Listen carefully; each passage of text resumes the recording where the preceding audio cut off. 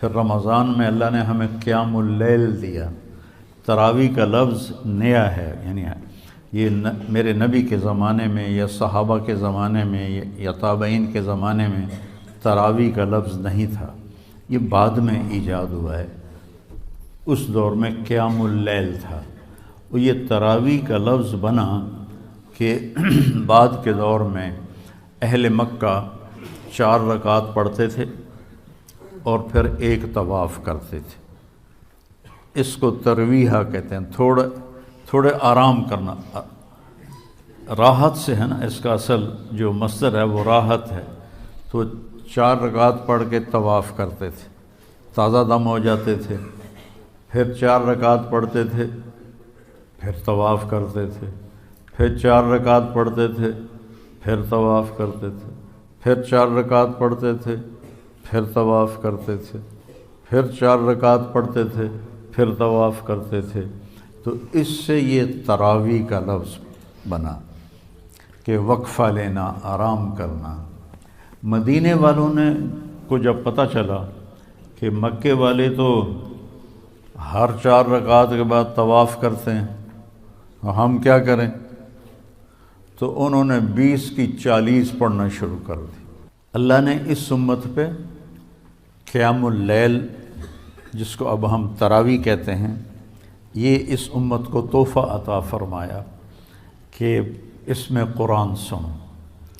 اور پہلی کتابیں امت کو یاد نہیں ہوتی تھی، صرف نبی کو یاد ہوتی تھی، باقی کوئی کتاب کو یاد نہیں کر سکتا تھا، لہذا ان کی نماز تسبیح ہوتی تھی، تسبیح، تحلیل، تکبیر۔ تو ہمیں تو اللہ قرآن دیتا ہے، اگر قرآن کی سمجھ ہو تو کتنے کبھی جنت کے نظارے،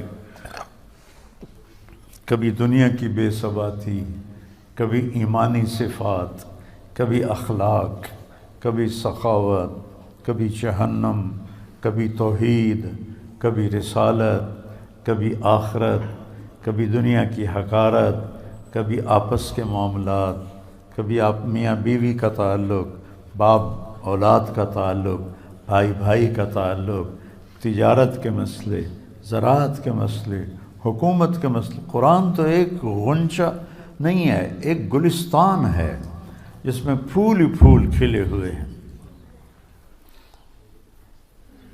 ابو ریحانہ رضی اللہ تعالیٰ عنہ جہاد کے سفر میں تھے، واپس آئے تو بیوی سے کہنے لگے 2 نفل پڑھ لوں؟ آخر ان کو بھی تو شوق ہے کہ میں بیوی سے خلوت میں ہوں، 2 نفل پڑھ لوں؟ کہنے کہ ہاں پڑھ لو۔ انہوں نے کہا انا اطعنا پڑھے گا؟ انہوں نے جو اللہ اکبر کیا اور نماز پڑھتے پڑھتے پڑھتے فجر کی اذان ہو گئی 2 نفلوں میں۔ جب ان اذان سن کے سلام پھیرا تو ان کی بیگم نے کہا ابا ریحانہ تعبت و اتعبتنی، خود بھی تھکے ہو مجھے بھی تھکایا ہے، میں تمہیں یاد نہیں تھی؟ کہنے لگے واللہ نسیت، اللہ کی قسم میں تمہیں بھول گیا تھا۔ کہ تیرا بھلا ہو، بھول گئے؟ ایک کمرے میں خلوت میں کیسے بھول گئے ہو؟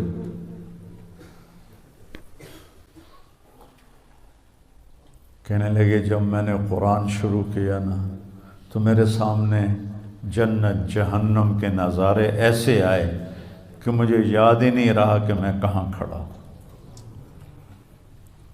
مجھے یاد ہی نہیں رہا۔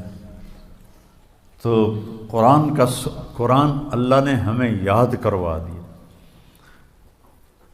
اس کو سینوں میں محفوظ فرما دیا، اور رمضان میں کہا سارے مل کے قرآن سنو۔ اور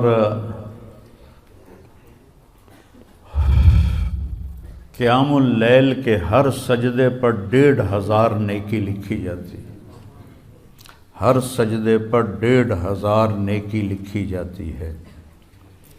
تو اگر 20 تراویح پڑھی تو 40 سجدے ہوئے، اور 15 چوکی 60 60,000 نیکیاں اور اس کو 70 سے ضرب دو، 70 گنا ہو جاتا ہے نا، تو 60,000 کو 70,000 سے ضرب دو تو یہ کروڑوں میں چلا جائے گا۔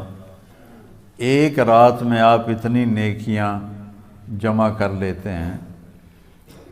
8 تراویح پڑھنے والوں کو برا نہ کہو، 20 تراویح پڑھنے والوں پہ اعتراض نہ کرو، یہ کمائی ہے، کر لو تو تمہارے مزے ہیں، چھوڑ دو تو تمہارا گھاٹا تو ہے ہی، گناہ کوئی نہیں لیکن گھاٹا تو ہے، نیکیاں کٹ گئی ہیں۔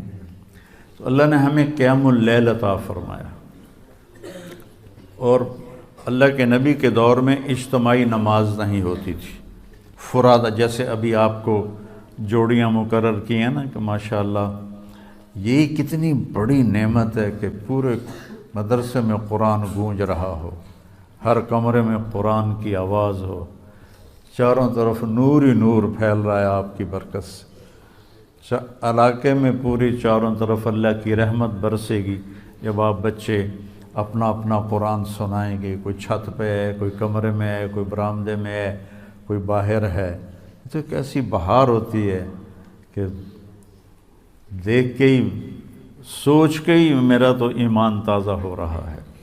آپ خوش قسمت بچے ہیں جو حافظ قرآن ہیں۔ جب تھی ہمت، حضرت شیخ رحمۃ اللہ علیہ تشریف لائے، مولانا زکریا صاحب 1980 میں، انہوں نے جو مفتی زین العابدین رحمۃ اللہ علیہ کا دارالعلوم تھا، اس میں انہوں نے پورا مہینہ اعتکاف کیا، تو میں نے بھی پورا مہینہ وہیں گزارا۔ تو ہم خدمت میں ہوتے تھے، سحری بھی کروانی، افطاری بھی کوانی، پھر حضرت شیخ کے خلفاء آئے ہوئے تھے، ان کو تیل لگانا، مٹھی بھرنا، تو آخری عشرے میں پھر رائیونڈ کے کئی طلبہ آ گئے، تو میں سحری افطاری کروا کے، تراویح پڑھ کے، پھر بعد میں کتاب ہوتی تھی وہ سن کے، جب لوگ سونے لگتے تو میں، طاہر شاہ رحمۃ اللہ علیہ ساتھی تھا، فوت ہو گیا، اس کو میں اوپر چھت پہ لے جاتا اور 3 سپارے میں اس سے سنتا تھا۔ تو میں نے 2 قرآن ختم کیے، ایک تراویح میں اور ایک 10 دن میں جو آخری عشرہ ہے، روزانہ 3 پارے، اور تہجد کی 8 رکعات میں 3 پارے میں اس سے سنتا تھا۔ تو اللہ نے قرآن کو تازہ رکھنے کے لیے ہمیں یہ دور، آپ خوش قسمت ہو کہ آپ دیکھیے آپ کا ہر عمل، ہر سبق کا ہر لفظ کا اجر 70 گنا ہو رہا ہے، 70 گنا ہو رہا ہے، اور آپ کے جو نوافل ہیں وہ فرض کا درجہ پا رہے ہیں، اور آپ کے جو فرائض ہیں وہ 70 گنا جا رہے ہیں۔ آپ جتنی کمائی کوئی نہیں کر سکتا ہے،